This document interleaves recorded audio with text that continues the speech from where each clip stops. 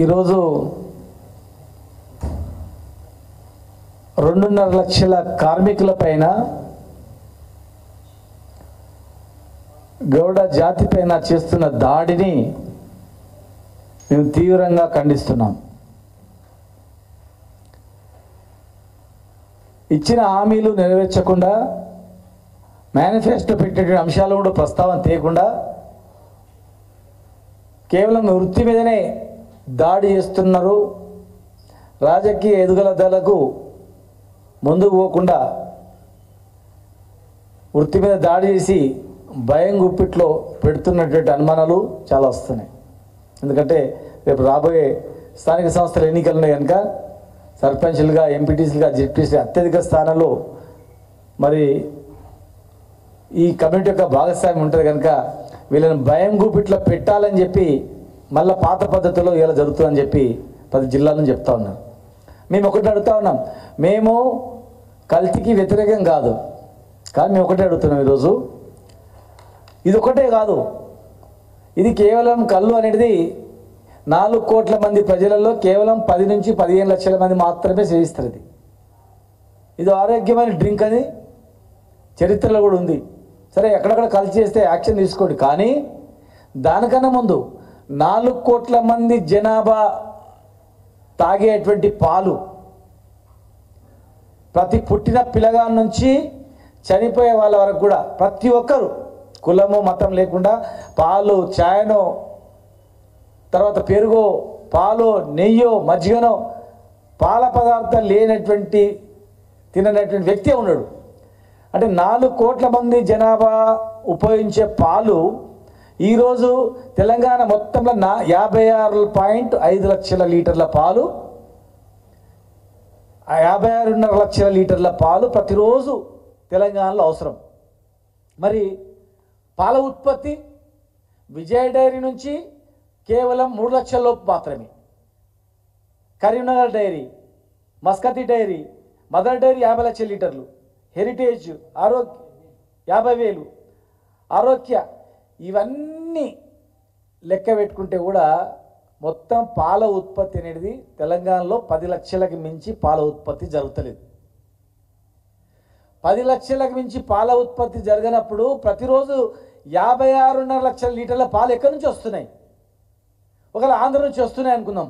ఆంధ్రలో కూడా మనుషులు ఉన్నారు, పాలు అవసరం కదా, అక్కడ ఉత్పత్తి లేదు కదా. కర్ణాటక నుంచి వస్తుంది అనుకుందాం, కర్ణాటకలో కూడా అన్ని గేదెలు లేవు కదా. ఈరోజు 56 లక్షల లీటర్ల పాలు కావాలంటే దాదాపు 56 లక్షల గేదెలు ఉండాలి. 56 లక్షల గేదెలు ఉండాలి అంటే 10 లక్షల గేదెలు పాలిచ్చేటుంటే 4 గేదెలు ఉంటే 1 పాలిస్తుంది. అట్లా 50-60 లక్షల లీటర్ల 50-60 లక్షల గేదెలు ఉండాలి. పాలిచ్చే గేదెలు లేవు. ఆంధ్రప్రదేశ్లో జనాభా కన్నా ఎక్కువ లేవు, కర్ణాటక లేవు, తమిళనాడు లేవు, చుట్టుముట్టు రాష్ట్రాలు ఎక్కడ లేనప్పుడు, గేదెలు లేనప్పుడు, ఆ రాష్ట్రాల్లో ఉత్పత్తి అయ్యేటువంటి పాలే ఆ రాష్ట్రాలకు సరిపోయినప్పుడు మరి ఈ రాష్ట్రంలో ఇన్ని లక్షల లీటర్ల పాలు ఎక్కడి నుంచి వస్తున్నాయని చెప్పి నేను అడుగుతా ఉన్నా. దయచేసి పాలల్లో కల్తీ జరుగుతుందని చాలామంది యూట్యూబ్లలో చెప్తా ఉన్నారు. యూరియా ద్వారా, రకరకాల పదార్థాల ద్వారా, కెమికల్స్ ద్వారా పాలు ఉత్పత్తి అవుతున్నాయి. పుట్టిన పిల్లవాడు తాగే పాలల్లో కల్తీ గురించి ఆలోచన చేస్తలేరు. హాస్పిటల్లో వైద్యం అందుతున్నటువంటి పేషెంట్ తాగే దాని మీద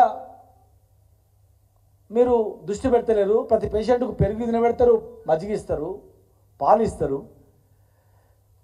ఈరోజు క్యాన్సర్ పేషెంట్లు ఎందుకు ఎక్కువ అవుతున్నారు, రకరకాల జబ్బులు ఎందుకు వస్తున్నాయి, దాని మీద విశ్లేషిస్తలేరు. కేవలం కల్తీ ఆహారం వల్ల 4 కోట్ల మంది ప్రజలు ఏది ఉపయోగిస్తున్నారు దృష్టి పెట్టాలి. 4 కోట్ల మంది ప్రజలు పాలు ఉపయోగిస్తారు, 4 కోట్ల మంది ప్రజలు అన్నం తింటారు, రొట్టెలు తింటారు, కూరగాయలు తింటారు, కానీ ఏవి అన్నిటికన్నా పాలు మాత్రం ఖచ్చితంగా తింటారు. పాలలో జరుగుతున్న కల్తీ మీద దృష్టి పెట్టకుండా 4 కోట్ల మంది ప్రజలు తాగే పాలలో దృష్టి పెట్టకుండా కేవలం 20-30 లక్షల మంది తాగేటువంటి కళ్ళు మీదనే దృష్టి పెట్టి ఈ నార్కోటిక్ డ్రగ్స్ దాడులు చేస్తూ ఇలా వేధింపులు చేస్తున్నారంటే కేవలం 2-3% ప్రజలు సేవించే దాని మీద మీరు దృష్టి పెడుతుందంటే 100% తాగే పాల మీద దృష్టి పెడతారంటే ఇక్కడ వివక్ష అనేది కనపడతా ఉంది. ఇక్కడ వేధింపులు ఎందుకు అనేది కూడా ప్రజలకు అర్థమవుతా ఉంది. మీడియా ద్వారా అక్కడక్కడ అసత్య ప్రచారాలు చేసి దాడులు చేయడం అనేది సమంజసం కాదు.